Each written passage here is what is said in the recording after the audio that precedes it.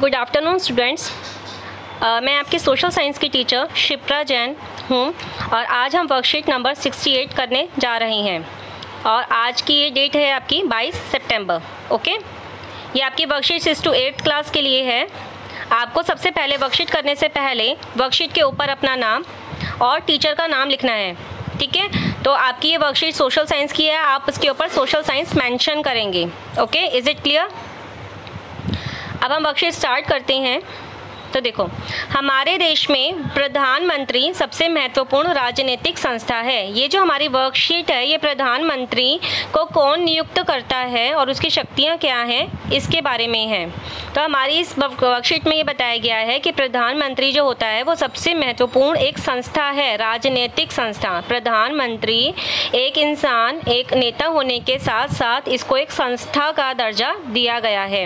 क्यों? क्योंकि ये सभी मंत्रियों को नियुक्त करता है और सभी मंत्री इसके अंडर काम करते हैं। ओके, प्रधानमंत्री का चुनाव प्रत्यक्ष नहीं होता, इसको कभी भी हम डायरेक्टली नहीं चुनते, बल्कि जिस पार्टी से होता है हम उस पार्टी को वोट देते हैं। तो जो भी उस पार्टी का लीडर होता है वही लीडर ही प्रधानमंत्री बन जाता है। तो उसको प्रधानमंत्री कौन नियुक्त करता है? जो हमारे राष्ट्रपति होते हैं। लोकसभा में बहुमत दल के या गठबंधन के नेता को राष्ट्रपति नियुक्त करते हैं, प्रधानमंत्री बना देते हैं। तो बहुमत दल का मतलब क्या हुआ? जिसको सबसे ज़्यादा, बहुमत यानी जिसको सबसे ज़्यादा वोट मिलते हैं। या फिर गठबंधन, अगर किसी भी पार्टी को ज़्यादा वोट नहीं मिलते हैं तो दो या उससे ज़्यादा पार्टियां मिलकर एक गठबंधन सरकार बना लेती है। तो जो उसका नेता होता है वो प्रधानमंत्री बन जाता है। ठीक है, नाउ यद्यपि प्रधानमंत्री संसद के किसी भी सदन का सदस्य हो सकता है। अब प्रधानमंत्री जो है, देखो संसद के कितने सदन होते हैं? 2 सदन होते हैं, लोकसभा और राज्यसभा। तो प्रधानमंत्री जो है वो किसी भी सदन का सदस्य हो सकता है। प्रधानमंत्री की शक्तियाँ, अब उसको कितनी शक्तियाँ होती हैं ये तो आपको पता ही है कि हमारे देश को, भारत देश में प्रधानमंत्री क्या है? सबसे ऊपर है।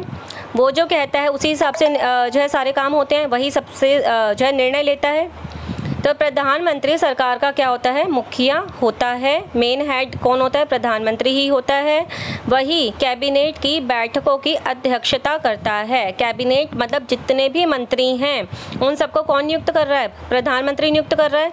तो उन सब मंत्रियों को मिलाकर क्या बन गया? एक कैबिनेट, एक ग्रुप बन गया है। तो उन सबकी मीटिंग्स, उन सबकी बैठक कौन लेता है? प्रधानमंत्री। यह विभिन्न विभागों के कार्यों का समन्वय करता है। देखो अलग अलग विभाग होते हैं, तो किसी एक विभाग का काम दूसरे विभाग के काम में कोई रुकावट ना पैदा करे, तो इसलिए प्रधानमंत्री सभी विभागों के कामों को एडजस्ट करता है जिससे कोई रुकावट पैदा ना हो, कोई लड़ाई झगड़े की संभावना ना हो। विभागों के विवादों के मामले में उसका निर्णय ही अंतिम माना जाता है। लेकिन अगर फिर भी कोई विवाद हो जाता है, कोई झगड़ा हो जाता है, तो फिर जो प्रधानमंत्री फैसला लेता है वही सबको मान्य होता है, वो सबको मानना होता है। सारे मंत्री उसके नेतृत्व में ही काम करते हैं। जैसा वो आदेश देता है प्रधानमंत्री, वैसा ही बाकी सारे मंत्रियों को काम करना होता है। इसलिए जब भी प्रधानमंत्री अपना पद छोड़ता है तो पूरा मंत्रिमंडल ही इस्तीफा दे देता है। ऐसा क्यों होता है? देखो प्रधानमंत्री जब भी अपनी पोस्ट छोड़ेगा तो बाकी जितने भी मंत्री होते हैं उनको भी इस्तीफा देना पड़ता है। ऐसा क्यों? क्योंकि उन सबको भी किसने सेलेक्ट किया है? प्रधानमंत्री ने ही सेलेक्ट करा है। अगर मेन हेड ही अपना पद छोड़ देगा तो उसके अंडर में जितने भी वर्कर्स हैं, जितने भी मंत्री हैं, उनको भी इस्तीफा देना ही पड़ेगा। ठीक है, तो भारत में कैबिनेट ही सबसे अधिक शक्तिशाली संस्था है। तो अगर कैबिनेट यानी सारे मंत्री अगर पावर में हैं तो कैबिनेट, उन सबका लीडर कौन है? प्रधानमंत्री। तो सबसे प्रभावशाली कह लो या सबसे शक्तिशाली कह लो, तो वो व्यक्ति कौन हुआ? प्रधानमंत्री ही हुआ। ठीक है, अब यहाँ पे आपको एक लिस्ट दी हुई है जिसमें सब भारत के प्रधानमंत्रियों के बारे में बताया गया है। तो सबसे पहले हमारे जब भारत आज़ाद हुआ था तो आज़ाद भारत के सबसे पहले प्रधानमंत्री कौन थे? पंडित जवाहरलाल नेहरू।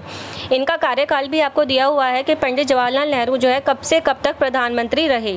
तो 15 अगस्त 1947 को हमारा भारत आज़ाद हुआ, तो तब से लेकर 27 मई 1964 तक ये प्रधानमंत्री रहे। फिर इनकी मृत्यु हो गई, तो इसके बाद एकदम से प्रधानमंत्री नहीं चूज़ किया जा सकता, उसमें कुछ समय लगता है।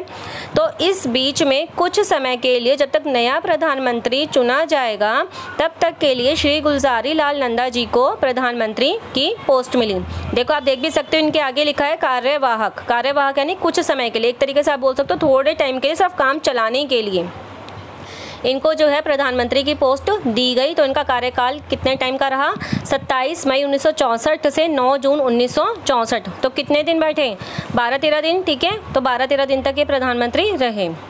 नेक्स्ट है आपका श्री लाल बहादुर शास्त्री जी रहे। उसके बाद फिर इसके बाद इनकी भी मृत्यु हो गई। तो उसके बाद फिर कुछ समय के लिए श्री गुलजारी लाल नंदा जी को दोबारा से प्रधानमंत्री की पोस्ट मिली। ये भी क्या लिखा है फिर आगे? कार्यवाहक, यानी वही कुछ समय के लिए काम चलाओ। 11 जनवरी से सिर्फ 24 जनवरी।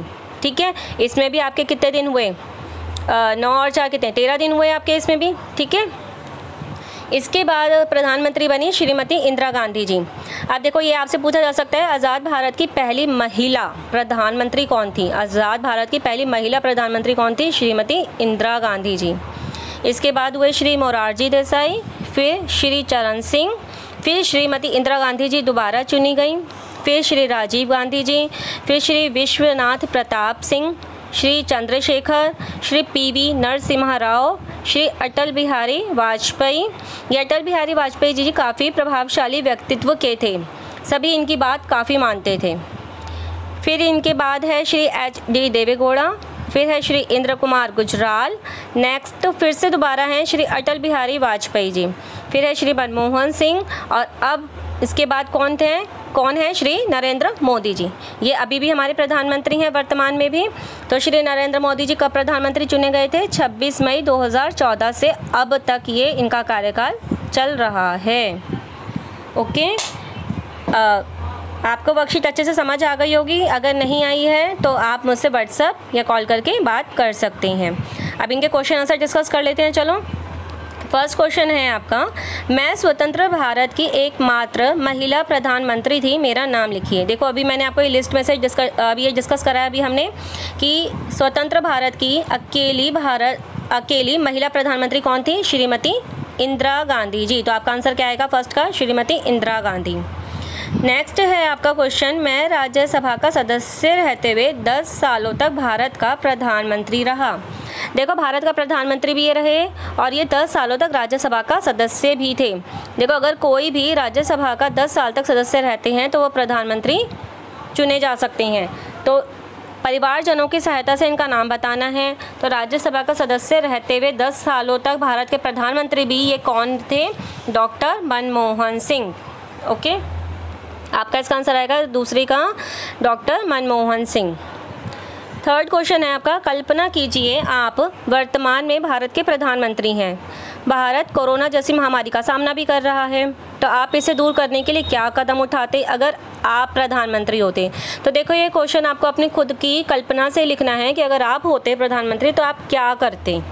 तो इसमें आप कुछ भी लिख सकते हैं देखो बना के। जैसे आप ऐसे लिख सकते हो कि अगर मैं प्रधानमंत्री होता तो मैं स्वास्थ्य सुविधा को सुधार देता, सामाजिक दूरियों का कड़ाई से पालन करवाता, सोशल डिस्टेंस को फॉलो करवाता अच्छे से, और कोरोना की दवाइयों की खोज के लिए वैज्ञानिकों को उत्साहित भी करता ताकि जल्दी से जल्दी इसकी दवाई बनती और कोरोना बीमारी ठीक हो जाती।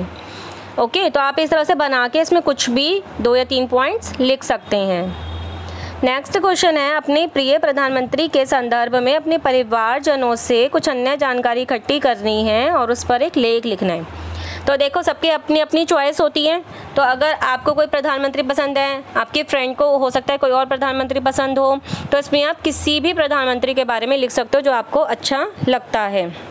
जैसे मैंने यहाँ पे अब श्री अटल बिहारी वाजपेयी जी के बारे में जैसे मैं आपको बताऊं कि इसमें आप अगर इनके बारे में लिखना चाहें तो आप ये लिख सकते हैं कि मेरे प्रिय प्रधानमंत्री जो हैं श्री अटल बिहारी वाजपेयी जी थे। वे 3 बार भारत के प्रधानमंत्री बने थे।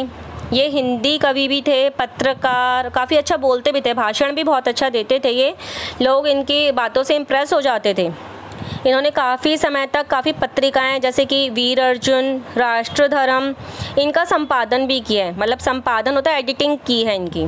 ठीक है, भारत के ये 10वें नंबर के प्रधानमंत्री थे ये, और इनके टाइम पे ही कारगिल युद्ध हुआ था।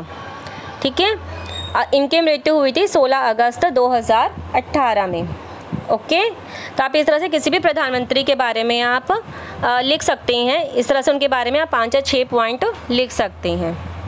Okay, I hope is it clear to you?